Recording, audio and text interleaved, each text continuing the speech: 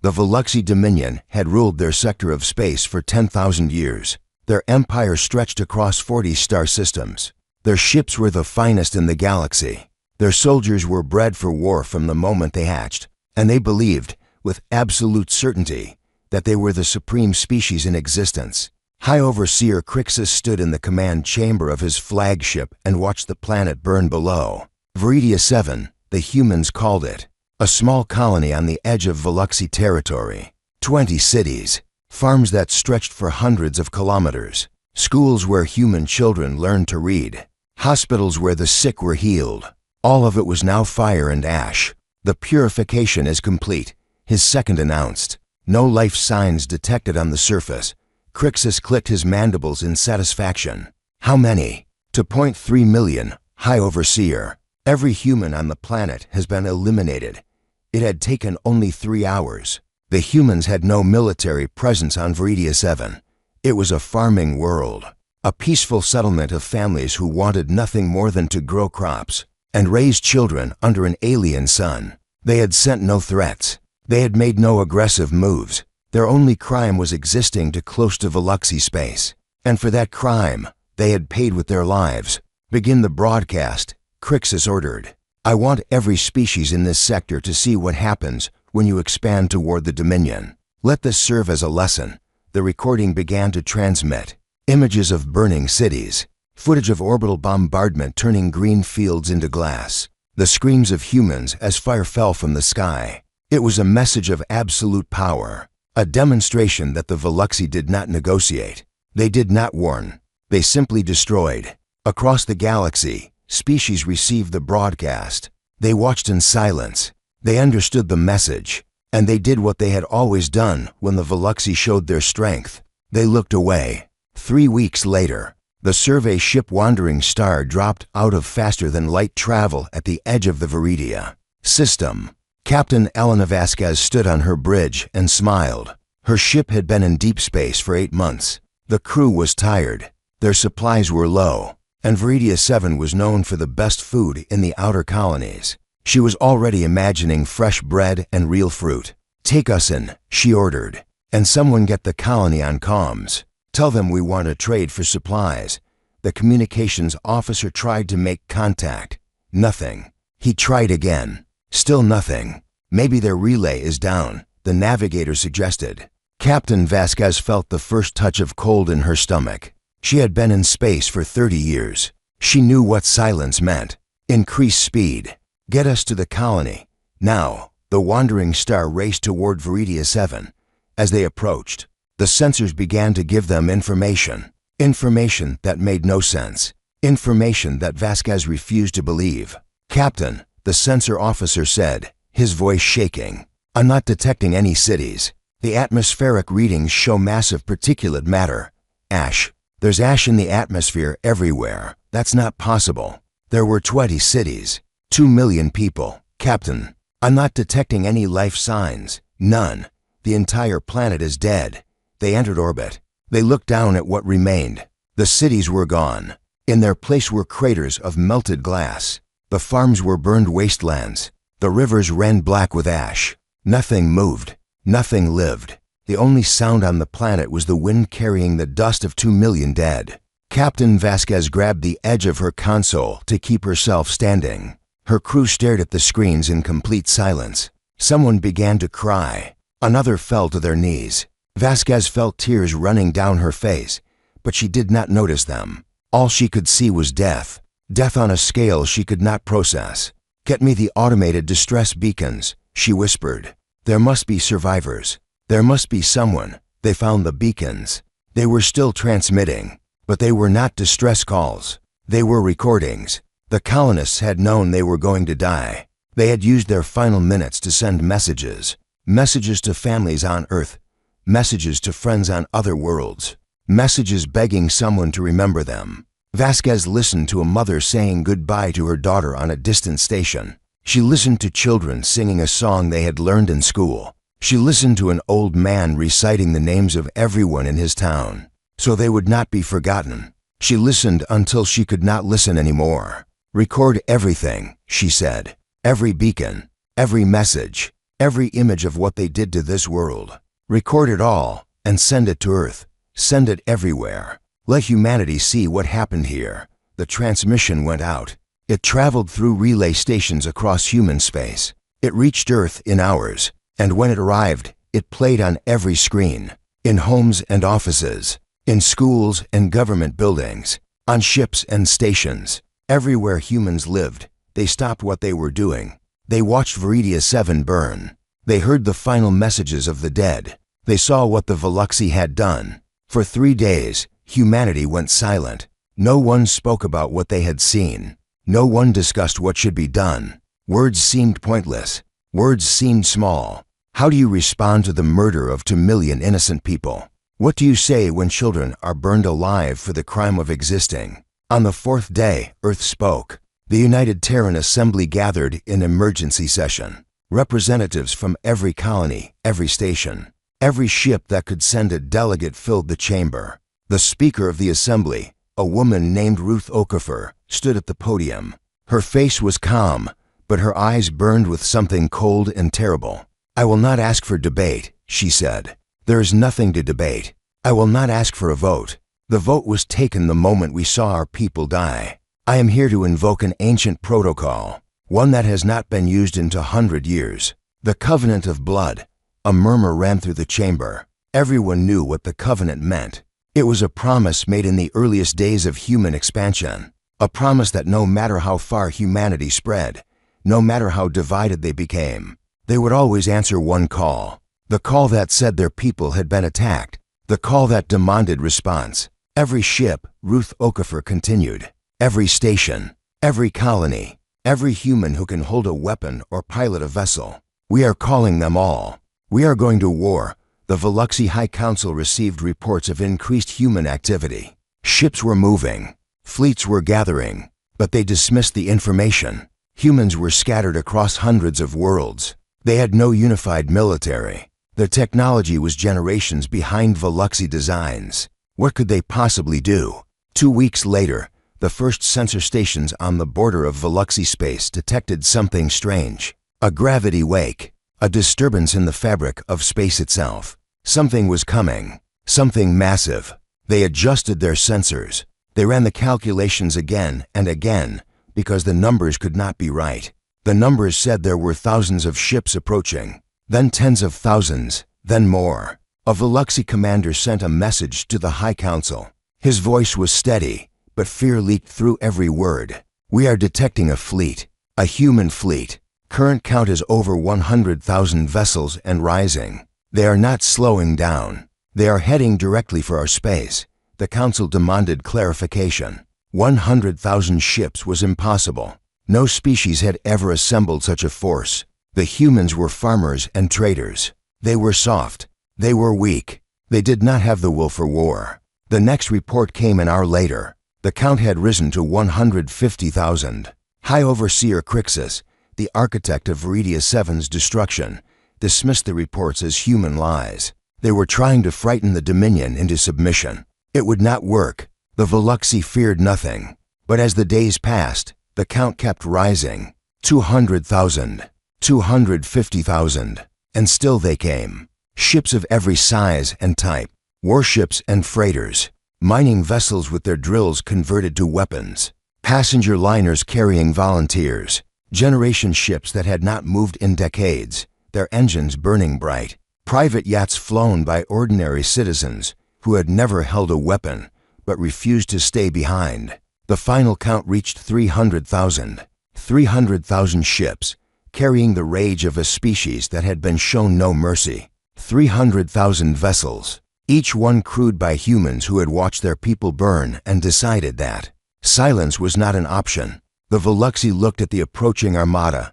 and finally understood what they had done. They had not attacked a colony. They had awakened something that should have been left sleeping. Something ancient and terrible. Something that would not stop until it had an answer for every life they had taken. The stars themselves seemed to tremble as humanity came for its revenge.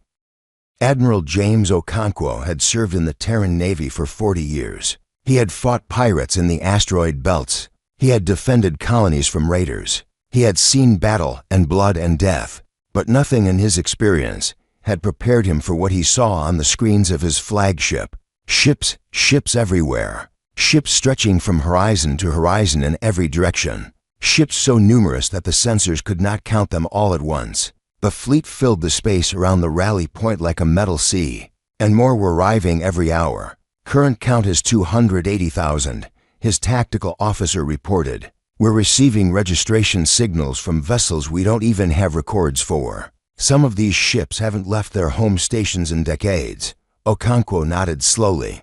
He understood why. The Covenant of Blood was not just a military protocol. It was a promise that every human had made to every other human since the first colonies were established. If you are attacked, we will come. If you die, we will answer. Distance means nothing. Politics means nothing. We are one people, and we protect our own. The people of Viridia 7 had been murdered, and so humanity had answered. Not with words, not with sanctions or diplomatic protests, with ships, with weapons, with 300,000 vessels crewed by ordinary people who had watched children burn, and decided that they would not stand aside. Admiral, the communications officer said, we're receiving a transmission from the Unified Stellar Congress. They're demanding an explanation for our mobilization. Put it through. The face of a Zolani diplomat appeared on the screen. The Zolani were a peaceful species, known throughout the galaxy as mediators and negotiators. This particular diplomat looked terrified. Admiral Okonkwo, the Zolani said, the Congress insists that you explain this unprecedented military action. 300,000 ships represents the largest fleet in galactic history. The other species are frightened. They fear you intend conquest. Okonkwo looked at the diplomat for a long moment. Then he reached into his pocket and pulled out a small device. He pressed a button and an image appeared on the screen. A little girl, perhaps 6 years old, smiling at the camera. She had dark hair and bright eyes, and she was holding a flower. She had picked from a field on Viridia 7. This is Maria Santos, Okonkwo said. She was in the 1st grade at the Viridia Primary School. She wanted to be a veterinarian when she grew up. She loved animals. She used to feed the birds outside her window every morning. He pressed the button again. Another image appeared. A scorched crater where a city used to be. This is where she died. Her and 2.3 million other people, children, parents, grandparents, teachers and doctors and farmers. People who never hurt anyone. People who just wanted to live their lives in peace. The Zolani shifted uncomfortably. Admiral, I understand your grief. But no, you don't understand. None of you understand. You watched the broadcast of Viridia 7 burning, and you did nothing. You received reports of genocide, and you filed them away. You calculated that the Veluxi were too powerful and decided it was safer to look away. That's what you always do. That's what every species does when the strong attack the weak. Okonkwo leaned forward. But we don't look away. We can't, because every human knows that somewhere in the galaxy, they might be the next target. Every human knows that their children might be the ones burning. So we made a promise to each other. A promise that if it happened, we would answer, all of us, no matter the cost. What do you intend to do? The Zolani asked. We intend to make sure that no one ever thinks they can murder our people without consequence again. He cut the transmission. On the Veluxi homeworld, the High Council was in chaos. Reports kept arriving, each one worse than the last. The human fleet was real. The human fleet was massive. And the human fleet was coming directly for them. This is impossible, High Overseer Crixus insisted. Humans are weak. They are scattered. They have no central authority. How can they coordinate such a response? The intelligence minister spoke carefully. High Overseer, it appears we have misunderstood human psychology. They are not a unified empire, that is true, but they have something stronger than central authority. They have family. Family? What does that mean? To humans, all other humans are family. Not in a political sense, in an emotional sense. When we attacked Viridia 7, we did not attack a single colony. We attacked their children, their brothers, their sisters. Every human in the galaxy looks at the dead of Viridia 7 and sees their own family. Crixus waved a claw dismissively. Emotion is weakness. Our ships are superior. Our soldiers are bred for combat. We will destroy them, High Overseer, we have 800 capital ships. They have 300,000 vessels of all types. Even if each of our ships destroys 20 of theirs, we will still be overwhelmed. Then we will call for allies. The Crethan will fight with us. The Vastari owe us debts. None of them will come, High Overseer. I have already inquired. Every species we contacted gave the same answer. They will not oppose the humans. Not for this. Not after what we did. For the first time, Crixus felt something cold in his thorax. Something he had never experienced before. Fear, in the Congress chamber. Species who had spent centuries in conflict gathered to watch events unfold. The Zelani sat with the Crethan, despite their long rivalry. The Vastari shared space with their ancient enemies, the Toruk. All feuds were forgotten. All eyes were on the screens showing the human armada.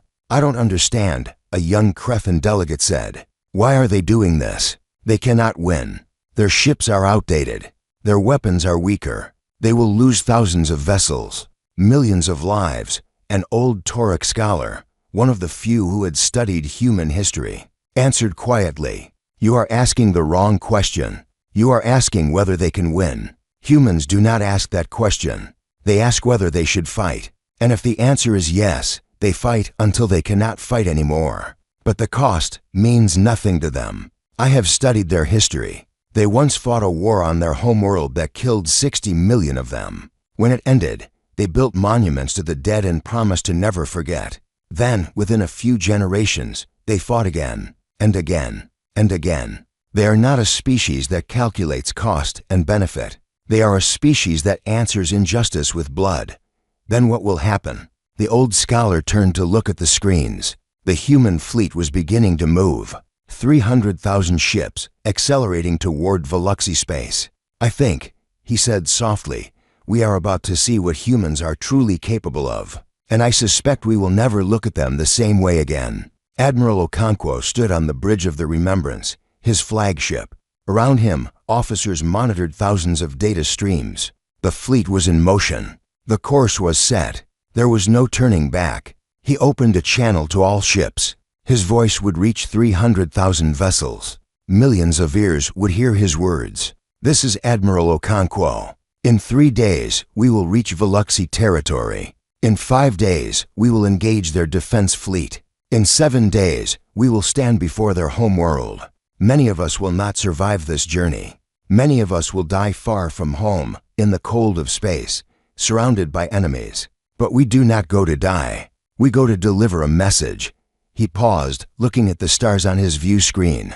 "The message is simple. You can fear us, or you can respect us. You can trade with us, or you can ignore us. You can be our friends, or you can be strangers. But if you touch our people, if you harm our children, if you think that distance, or numbers, or technology will protect you from our response, then you will learn what we truly are. We are humanity. We do not forget. We do not forgive. And we do not stop." He straightened his uniform. "All ships, engage engines. We have a debt to collect." The fleet moved as one. 300,000 vessels, burning toward the heart of an empire that had never known fear. Behind them, the galaxy watched. And for the first time in galactic history, every species understood the same thing at the same moment. Humanity was no longer a scattered collection of colonies. They were a force, a family, a people who would cross the stars and fight impossible odds for the sake of strangers, who shared nothing but their species. And they were coming. The human armada moved through space like a river of steel. It passed through neutral territories without stopping. It ignored hails from curious stations. It had one destination, and nothing would slow its approach. Species that had never seen more than a handful of human ships now watched thousands pass their borders. The Zelani counted them from their observation posts and lost track after the first 100,000. The Crethan lined their border with sensors and recorded everything, adding the data to their military archives with notes marked extreme caution. The Vastari simply closed their ports and hoped the tide of ships would pass them by. In the neutral station of Harmony Point, beings from dozens of species gathered around view screens to watch the fleet pass. A Veluxy merchant, stranded far from home when the war began, stood in a corner and tried not to draw attention. But others noticed him. They did not attack. They did not threaten. They simply looked at him with expressions that said everything. You did this. You brought this upon yourselves. The fleet reached the first Veluxy system in 4 days. The Koroth system was the gateway to the Dominion. 3 planets, 2 moons, and a massive defensive station that had never been breached. The Veluxy had fortified it with everything they had. 800 warships, the finest in their fleet, waited in perfect formation. Behind them, orbital weapons platforms created a web of death. And behind those, the station itself, armed with enough firepower to crack a moon. Commander Thrax of the Veluxy Defense Fleet looked at his tactical display and felt confident. Yes, the humans had numbers, but the Veluxy had technology. They had training. They had weapons that could destroy human ships before they even came into range. This would be a slaughter, but not in the way the humans expected. He opened a channel to the approaching fleet. Human vessels. This is Commander Thrax of the Veluxy Dominion. You are entering sovereign territory. Stop your advance immediately, and we may allow you to retreat. Continue forward and you will be destroyed. Silence. Human vessels, respond. This is your only warning. The response came, but it was not what Thrax expected. Instead of words, his communication system received a data file. When his officers opened it, text began scrolling across every screen in the command center. Names. Thousands of names. Then hundreds of thousands. Then millions. What is this? Thrax demanded. His communications officer spoke in a shaking voice. Commander, these are the names of every human who died on Viridia 7. All to 0.3 million of them. They are transmitting every name. The list continued. Names and ages. Children as young as 2 years old. Elderly as old as 112. Families listed together. Parents and children who had died side by side. The transmission went on for after hour. 4 hours in total. Every name. Every life that had been ended. When the list finished, a single voice came through. Admiral Okonkwo. Those were our people. Now we are going to tell you what comes next. The human fleet advanced. Commander Thrax gave the order to fire. His ships unleashed everything they had. Plasma beams cut through space. Missiles streaked toward the approaching armada. Orbital platforms added their fire to the storm. The space between the 2 fleets became a wall of destruction. Human ships began to die. The first wave, older freighters and mining ships that had been converted to war, flew straight into the barrage. They exploded by the dozens, by the hundreds. Their crews had known they would not survive. They had volunteered anyway. Their job was simple: absorb fire so that others could get through. And others did get through. For every human ship destroyed, 3 more emerged from the fire. They came in waves, endless waves, pouring through gaps in the Veluxy formation. Their weapons were weaker, their shields thinner, but there were so many of them. So impossibly many. Thrax watched his tactical display with growing horror. His ships were scoring kill after kill. They were destroying the enemy at a rate that should have ended any battle in minutes. But the enemy kept coming. For every ship they killed, another took its place. It was like trying to stop a flood with a bucket. Commander, his second-in-command, reported, "We've destroyed over 12,000 enemy vessels. But they've breached our outer perimeter. They're surrounding our flanks. Pull the wings back. Concentrate fire on the center. The center is overwhelmed. There are too many targets. We can't track them all." The Veluxy formation, so perfect at the start of the battle, began to break apart. Human ships swarmed around individual Veluxy vessels like insects around a dying animal. Some of the human ships were barely armed, using their own hulls as weapons, ramming into Veluxy engines and weapon systems. It was suicide. It was madness. And it was working. A Veluxy cruiser exploded, then another. The defensive platforms fell silent as human boarding parties cut their way inside. The station itself came under attack from thousands of ships, its shields flickering under the constant bombardment. Commander Thrax opened a channel to his flagship's crew. "All hands, prepare for close combat. They're going to breach our hull." His seconds stared at him. "Commander, we should retreat. We can regroup at the inner systems. If we retreat, they follow. If we fall back, they advance. This fleet does not stop. This fleet does not slow down. We can only make them pay for every kilometer. The battle lasted 6 hours. When it ended, the Veluxy defensive fleet had been reduced to scattered survivors fleeing toward home. The station was a burning wreck. The weapons platforms drifted as debris. The Koroth system belonged to humanity. Admiral Okonkwo surveyed the aftermath from his bridge. His fleet had paid a terrible price. 23,000 ships destroyed. Nearly 1 million humans dead. But they had won. And more importantly, they had sent a message. Casualty reports are coming in, his tactical officer said quietly. It's bad, Admiral, I know. But look at the tactical display. Tell me what you see. The officer looked. The remaining human ships, over 170,000 of them, were already forming back into formation, already preparing to continue the advance. They're not stopping, the officer said. After all that, they're not even pausing. That's right. And somewhere in the Veluxy High Council, they're watching the same thing. They're seeing that we lost 20,000 ships, and we're still coming. They're calculating how many more ships we're willing to lose. And they're starting to understand the answer. What's the answer, Admiral? Okonkwo looked at the stars ahead. Somewhere beyond them lay the Veluxy homeworld. Somewhere beyond them sat the beings who had ordered the death of 2 million innocent people. All of them. We're willing to lose all of them. Every ship. Every person. We will fight until we have nothing left. And they will never be able to say the same.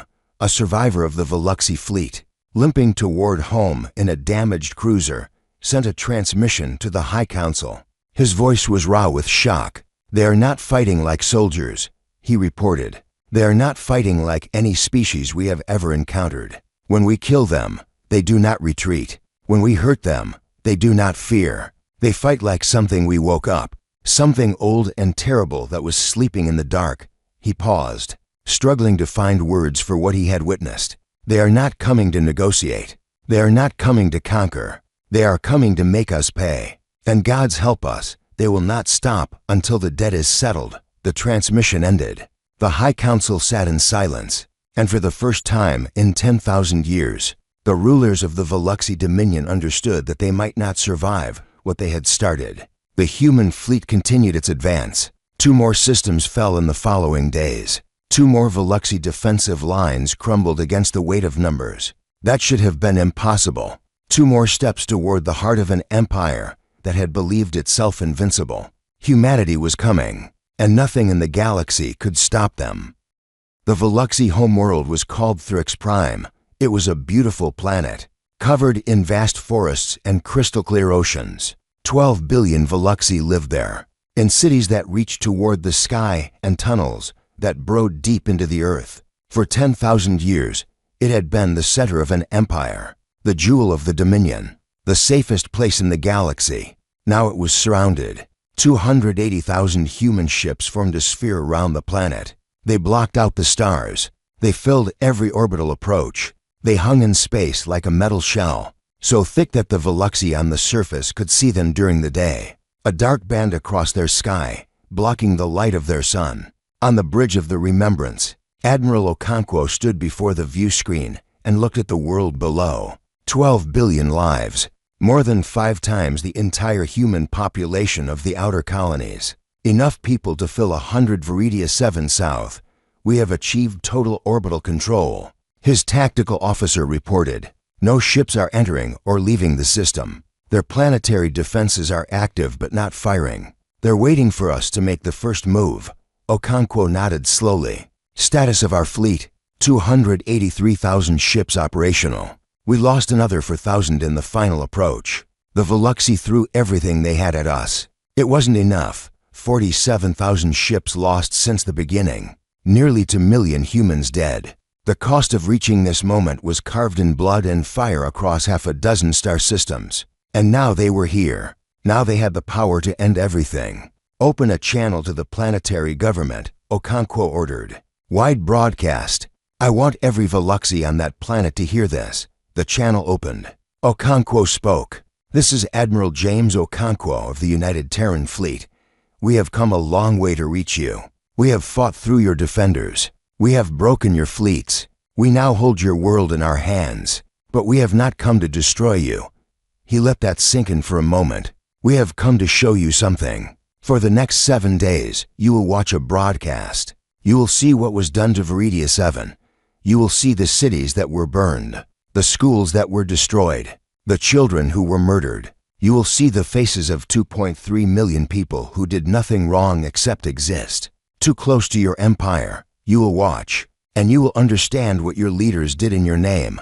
The broadcast began. On every screen across Thryx Prime, images appeared. Viridia 7 before the attack, a green world with white cities and golden fields. Children playing in parks, families eating dinner together, markets filled with laughter and trade. A peaceful colony living a peaceful life. Then the images changed. Veluxy ships entering orbit, weapons charging, fire falling from the sky, cities burning, people running, screaming, dying.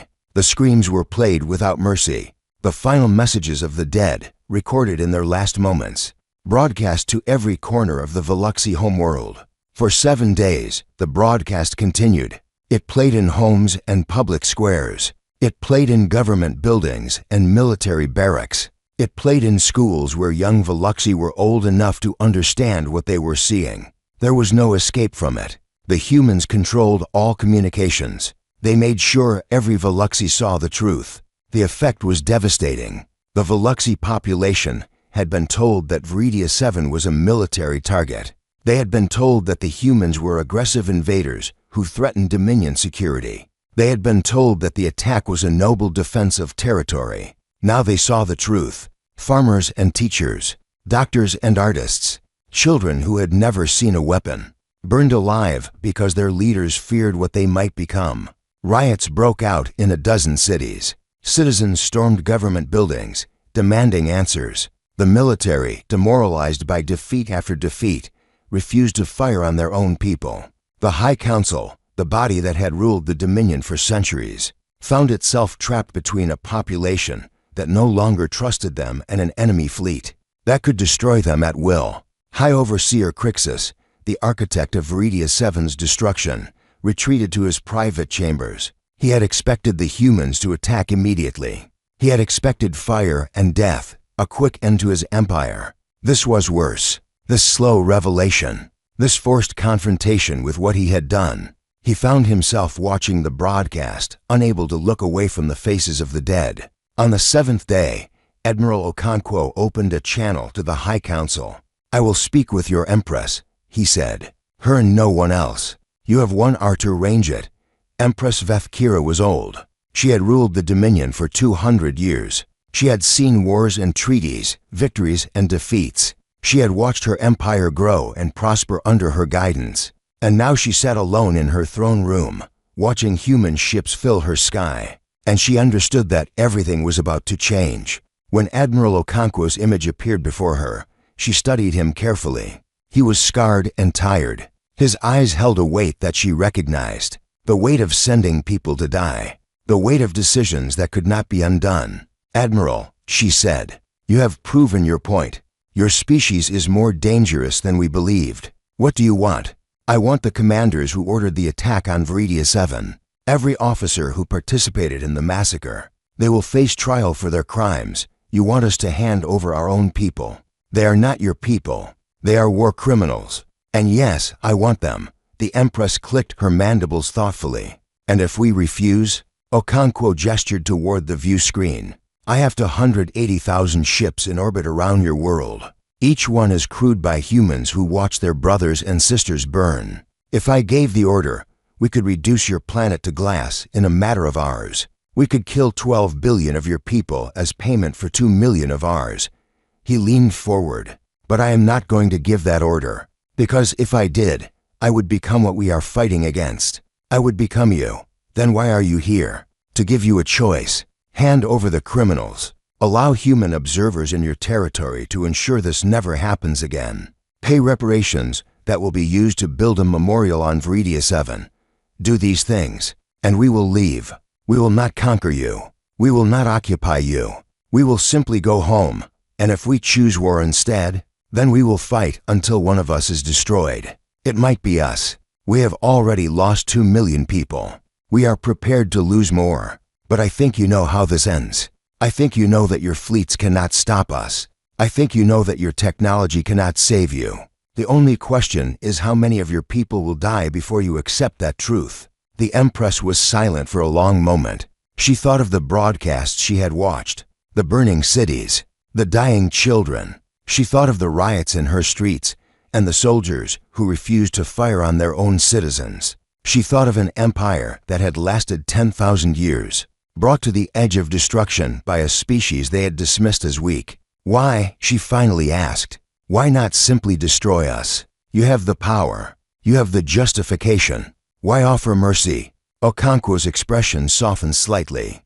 "Because 2 million of our people are dead. And when I look at your world, I see 12 billion more who might die if we continue this war. Children who had nothing to do with Viridia 7, families who were lied to by their leaders, people who are just as innocent as the ones we lost." He straightened. "We came here for justice, not genocide. If we wanted to be monsters, we could have stayed home. Monsters don't fly across the galaxy to give their enemies a choice. Only humans do that." The Empress looked at the human before her. She saw something in his eyes that she had never seen in the eyes of a conquered enemy. Not fear, not hatred, not the desperate calculation of survival. She saw mercy, and somehow that was more terrifying than any weapon he possessed. "I will consider your terms," she said quietly. "You will have my answer tomorrow. Take whatever time you need. We're not going anywhere." The transmission ended. The Empress sat alone in her throne room, surrounded by the shadows of an empire that had never known defeat, and she began to understand that the humans had already won. Not because of their ships or their weapons or their willingness to die. They had won because they could have destroyed everything, and they chose not to. That kind of strength was beyond anything the Veluxi had ever faced, and she knew, with terrible certainty, that her people would never forget it. The surrender came at dawn on Thrix Prime. Empress Vethkira addressed her people from the steps of the Imperial Palace, the same place where her ancestors had declared victory after victory for 10,000 years. Now she stood there to announce something the Veluxi had never experienced: defeat. "We have accepted the terms offered by humanity," she said. "The officers responsible for the Viridia 7 massacre will be handed over for trial. Human observers will be permitted in our territory. We will pay reparations for what was done." The crowd below was silent. No one protested. No one cheered. They simply listened, still processing everything they had seen in the 7 days of broadcasts. "We were told that the colony attack was necessary," the Empress continued. "We were told that the humans were a threat. We were lied to. And because of those lies, 2 million innocent people died. Today, we begin to pay for that crime. Not because we are weak, but because we were wrong." Across the galaxy, beings of every species watched the broadcast. They saw the proud Veluxi Dominion bend its knee to a species they had dismissed as scattered and harmless. They saw an empire that had never known mercy learn to accept it, and they understood that everything they believed about power and strength had just changed. The war criminals were handed over within the week. 47 officers, including High Overseer Crixus himself, were transported to a neutral station where an interspecies tribunal had been assembled. Admiral Okonkwo had insisted on this. He wanted the galaxy to see that humanity believed in justice, not revenge. The trial lasted 3 months. Every piece of evidence was examined. Every witness was heard. Every defendant was given the chance to explain their actions. In the end, 43 were found guilty of crimes against sentient beings. Crixus, the architect of the massacre, was sentenced to life imprisonment on a dead moon, where he would spend his remaining years surrounded by nothing but rocks and silence. Some humans thought the sentence was too lenient. They wanted executions. They wanted pain. They wanted the Veluxi to suffer as Viridia 7 had suffered. Admiral Okonkwo addressed these criticisms in a speech that was broadcast across human space. "I understand your anger," he said. "I feel it too. Every day, I think about the people we lost. Every night, I see their faces. But we did not cross the galaxy to become executioners. We did not sacrifice 2 million lives so we could take 2 million more." He looked directly into the camera. The dead of Viridia 7 were peaceful people. They were farmers and teachers, doctors and artists. They believed in building, not destroying. If we honor their memory with more death, We betray everything they were. We become the thing that killed them. Justice is not the same as revenge. And today, we have justice. The human fleet departed Veluxy space the following month. They left behind observation teams and diplomatic missions, but the warships went home. 280,000 vessels, carrying the survivors of the greatest military campaign in galactic history, scattered back to their ports and stations. The war was over, but the effects had just begun. The Unified Stellar Congress created new laws within the year. Planetary destruction was declared the ultimate crime, punishable by unified response from all member species. A permanent peacekeeping force was established, with significant human participation. For the first time, the galaxy had rules that protected the weak from the strong. Other changes were subtler but equally important. Species that had ignored humanity now sought them out for trade and alliance. Governments that had dismissed human colonies as insignificant began to treat them with careful respect. Everyone remembered the lesson of the Veluxy: underestimate humanity at your peril. And on Viridia 7, construction began on the memorial. The dead world slowly came back to life. The ashes were carefully collected and preserved. The melted glass of the destroyed cities was shaped into monuments. A wall was built, stretching for kilometers, with the names of every person who had died carved into its surface. 2.3 million names, each one a reminder of what had been lost and what had been avenged. 10 years after the war, a young Veluxy historian named Ketha made the journey to Viridia 7. She was barely hatched when the massacre occurred, too young to understand what her people had done. But as she grew older, she had learned. She had studied the broadcasts. She had read the trial transcripts. She had seen the faces of the dead. She needed to see the memorial for herself. The planet was still mostly empty. The atmosphere had been cleaned, and grass was beginning to grow in places. But the scars of destruction were everywhere. Craters marked where cities had stood. Rivers still ran dark in places, carrying the last traces of ash to the sea. Kethra walked along the memorial wall, reading names at random. Santos family, Chen family, Okonkwo family. Hundreds of families, each one wiped out in a single afternoon. She stopped at a small section where the names were arranged in a circle. These were the children of the Viridia primary school. The youngest was 4 years old. She began to cry. The tears fell freely, running down her carapace and dripping onto the stone below. "It's all right to cry," Kethra turned. An old human woman stood nearby, watching her with gentle eyes. She wore simple clothes and carried a small watering can. There were flowers growing at the base of the wall, and the woman was tending them. "You work here?" Kethra asked. "I'm one of the caretakers. I've been here since the memorial opened." Kethra looked back at the wall. "I'm sorry. I know that doesn't mean anything. I know words can't fix what we did. But I needed to come here. I needed to see." The old woman nodded slowly. "You're the first Veluxy to visit. Did you know that? 10 years, and you're the first one who came. The others are ashamed. They don't want to face what happened, and you do." Kethra was silent for a long moment. Then she asked the question that had been burning in her mind since she was old enough to understand. "Why didn't you destroy us? Your fleet had our homeworld surrounded. You could have killed us all. After what we did, you would have been justified. Why did you choose mercy?" The old woman set down her watering can. She looked at the wall of names, and her eyes grew distant. "My daughter's name is on this wall," she said quietly. "Maya, she was 32 years old. She was a teacher at the primary school. She loved her students. She used to send me videos of them singing songs they had learned in class." She turned to face Kethra directly. "When I heard what happened, I wanted your people dead. I wanted every Veluxy in the galaxy to burn the way my daughter burned.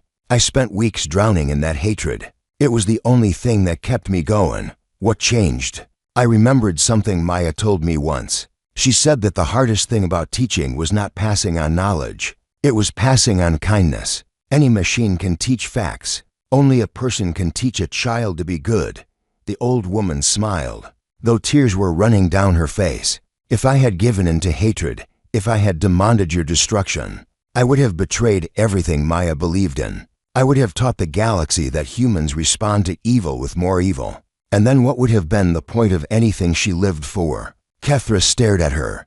So you chose mercy for her sake, for her sake, for the sake of all the people we lost who believed in something better, and for the sake of your children, who didn't ask to be born into a species that commits massacres. She reached out and touched Kethra's claw gently. You came here to apologize, but what I really want is for you to go home and make sure it never happens again. Teach your people what we learned. That strength without mercy is just cruelty.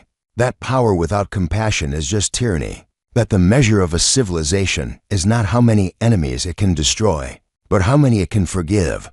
Kethra looked at the wall of names. 2.3 million dead. And behind her stood a woman who had lost her daughter in that massacre, offering forgiveness instead of hatred. How can you not hate us? She whispered. Oh, I do, the old woman said. Part of me always will, but I refuse to let that hate define me. I refuse to let it win. That's what Maya would have wanted. She picked up her watering can and returned to her flowers. Now go home, young one, and be better than your ancestors. That's the only memorial that really matters. Kethra stood at the wall for a long time after the old woman left.